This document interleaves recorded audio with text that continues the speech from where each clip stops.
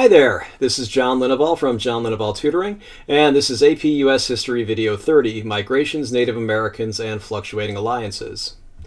If you like this video, please don't forget to comment, like, share, and subscribe.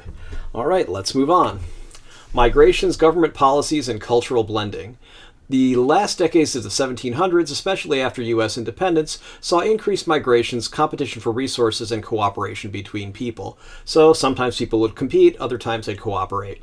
Or it might depend on what people were cooperating or competing. As tensions between ethnic and cultural groups increased, boundaries and policies shifted. As white settlers increasingly moved into the interior of North America, Native American tribes were forced to evaluate and realign their alliances with European powers, other tribes in the U.S. These tribes wanted to preserve land and resources by limiting white migration to their territory. The idea behind this humorous meme here. All right.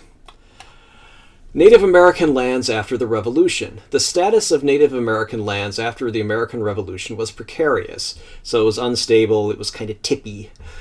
Conflicts between Native Americans and whites over land continued because everybody needed some elbow room, like we'll see here. Everybody needs some elbow room, elbow.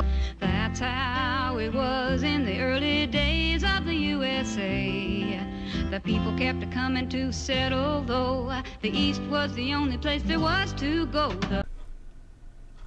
Some of you might even be old enough to remember when that was on Saturday morning TV, but obviously you're way past high school like I am if you do. Anyway, in 1783, the Treaty of Paris that ended the war ignored the Native Americans in the West. The Proclamation of 1763 set aside the land between the Appalachian Mountains and the Mississippi River for Native Americans. So we're looking at, somewhere between here, this is the Appalachians roughly, and here. So originally this was all basically Native American land. And then the Treaty of Hard Labor modified that because people were like, hey, wait a minute, we did hard labor to get these things, so to speak. Ha ha ha. Anyway, so that was modified then. And while the British agreed to remove their garrisons from this area, which is present-day Wisconsin and Michigan and Illinois and Indiana and Ohio, etc., no provisions were made to accommodate the Native Americans. You're going to do anything special for them? What do you do with them? How do you relate to them? And so as a result, settlers from the U.S. moved in, destabilizing the Native Americans' grip and claim to those lands. So, as you might guess, that caused some problems. The Treaty of Fort Stanwix. In 1784, the U.S. government, under the Articles of Confederation, remember what they had before the Constitution, attempted to handle the problems of Native American claims to land north of the Ohio River by negotiating the Treaty of Fort Stanwix. And so this was a boundary line. The treaty was negotiated with the six-nation Iroquois Confederacy, and two of those nations actually supported the British in the Revolutionary War, so there was a reason to negotiate with the Iroquois Confederacy. The tribes from the Iroquois Confederacy ceded the lands north of the Ohio River, so around here. But the problem is they really didn't live there. Their claims were linked to territory that they'd managed to capture, etc., in the Beaver Wars. The Miami, Shawnee, and Delaware tribes, who had better claims to the land, weren't included and, of course, bitterly protested the treaty. So, you take away somebody's land, they're going to complain. Additional treaties in the 1780s. The Treaty of Fort McIntosh, 1785. Representatives of the Wyandotte, Delaware, Ottawa, and Chippewa tribes gave up land in the Trans-Ohio River region, which would become part of the Northwest Territory, which we see here in whatever that is, dark blue, black, green. That's a weird color. Anyway, which would become part of the Northwest Territory. The Treaty of Fort Harmar, 1789, dealt with other lands north of the Ohio. The Shawnee were excluded from negotiations, a mistake as they were a powerful tribe. The British were still present, which compounded the problems of apparently illegitimate negotiations. You're negotiating with the wrong tribe. I will happily sell you my neighbor's house if I'm a dirtbag and all I want is your money and to walk away with it, but my neighbor might be really, really angry when you come in saying, hey, it's my house, this guy sold it to me, and say, that's not his house, it's my house. Anyway, Wikipedia entry for the Treaty of Fort Harmar. The treaty was supposed to address issues remaining since the 1784 Fort Stanwix Treaty. I know I butchered that. Anyway, the 1784 Treaty of Fort Stanwix and the 1785 Treaty of Fort McIntosh, but the new agreement did little more than reiterate the terms of those two previous documents with a few minor changes. The negotiations and document failed to address the most important grievances of the tribes, namely the settlement of New Englanders in the Firelands portions of the Western Reserve, an area that extended into the territory set aside for the tribes. The Firelands were so named because they were meant as compensation for lands, buildings burned by the British in Connecticut in the Revolutionary War. So I know it seems weird today, but a lot of the claims from these people in Connecticut extended kind of over into what is now Ohio, because the British burned down a lot of their houses and destroyed their crops and what have you.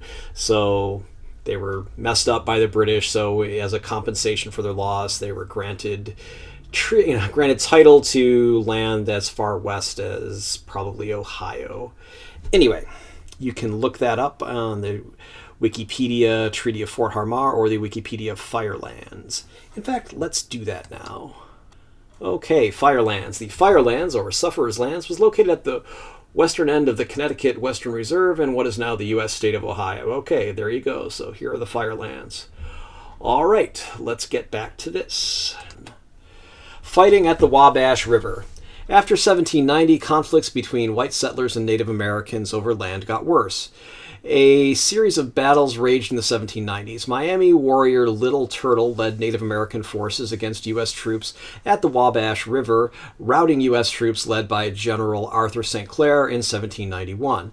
This was the costliest loss to the Native Americans by the U.S. military. The battle was known as, in quotes, the Battle of Wabash, the Battle of the Wabash River, or the Battle of 1,000 Slain. The last one's a cooler name to me. Sounds almost like sounds like a Rob Zombie movie. It's the Battle of 1,000 Slain, which led to the House of 1,000 Corpses. All right, anyway, let's move on. The Battle of Fallen Timbers and the Treaty of Greenville. George Washington responded to the Wabash River loss by doubling the number of troops in what is now Ohio. He appointed General Mad Anthony Wayne to lead the U.S. troops who defeated the Native American troops with greater firepower at the Battle of Fallen Timbers in 1794. Native Americans ceded most of Ohio in the Treaty of Greenville. The peace was temporary as settlers moved into present-day Indiana and further into Ohio. So these advances by settlers would be linked to the U.S. military's attack on the British in the War of 1812. So the war would be against the British and also against Native Americans in the Indiana and Ohio regions. Did you find this video useful? Please like it and subscribe to my channel. Neither action costs you anything. You'll be alerted about my new videos. Why? It's simple. YouTube doesn't let me share any ad revenue unless I have 1,000 subscribers and 4,000 hours. That's 240,000 minutes of view time in a year. While many people are watching these, I don't have 400. I also don't have 4,000 hours of watch time. I also don't have 1,000 subscribers at this time. Ad money will help me make more videos. And if you saw ads during this, just know I didn't get any of the ad money. So, for the same reasons, you are not only welcome but encouraged to share links to this video, put it in playlists, etc. I will gladly read and respond to constructive criticism or suggestions for new videos. I'd appreciate your input.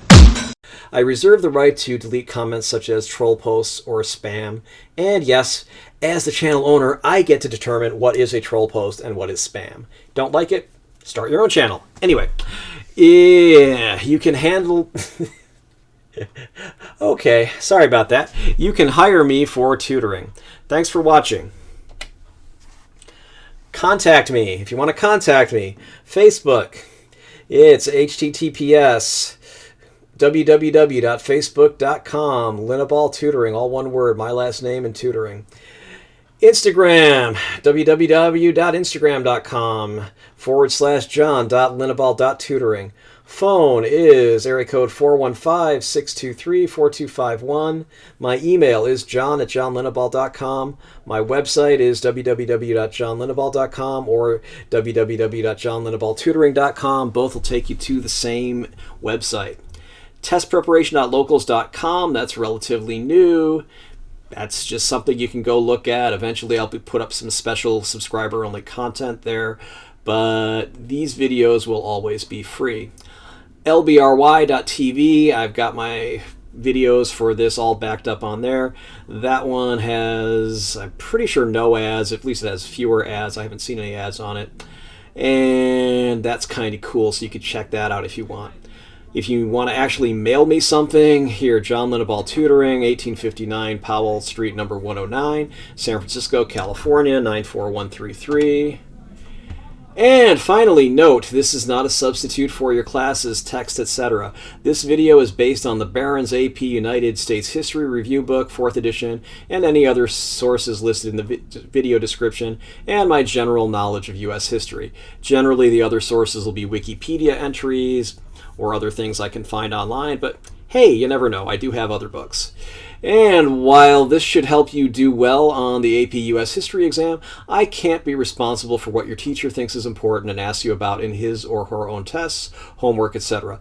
Please, please, please read your class text and pay attention to what your teacher says in class. All right, we're done here. Have a good day, night, whatever time it is. Thanks.